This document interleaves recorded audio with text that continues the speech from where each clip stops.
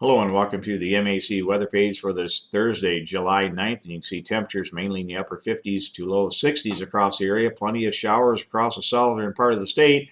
Again, Blissfield around a half inch up to 2/3 of an inch in the Jasper area. It looks like they'll end up between 3/4 of an inch to an inch of rainfall here this morning. And if we look at the MAC lightning detection network, it has been picking up about 1 or 2 flashes of lightning per minute, mainly in Ohio. So again, this is mainly just a rain event with very little in the way of thunder or lightning. If we look at the satellite view, you can see the colder cloud tops across southeast lower Michigan. And again, over the next couple of hours, we should see most of the rainfall push off to the east. Probably around 11 a.m., I think we could see decent showers and thunderstorms. But after that, I think it'll diminish quite a bit and move off to the east. If we look at the radar, you can see the area of heaviest rainfall across northwest Ohio into southeast lower Michigan.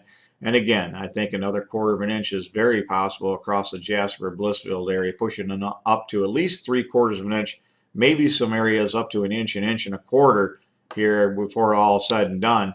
And you can see on the weather map, low pressure by 1 o'clock across the northern parts of Indiana and Ohio will move off to the east, and that'll take that precipitation eventually with it. In fact, we could see some sunshine breaking out in parts of central and northern Michigan, and it'll be trying to work its way to the south here by late in the day. If we look at the forecast map for Saturday, we're going to skip Friday. Friday right now looks like a great day across the Great Lakes with plenty of sunshine and highs around 80. In fact, over the next 7 days, I think we'll see our temperatures, for the most part, within a few degrees either side of 80 degrees. So a fairly decent, comfortable weather pattern. We're going to watch this warm front over the weekend, though, move to the north, and we expect showers and thunderstorms to develop across the area beginning as early as Saturday afternoon. But the best bet is going to be late Saturday night, but more so for Sunday night into early Monday. And again, we could see some locally very heavy rainfall across southern lower Michigan. Where else?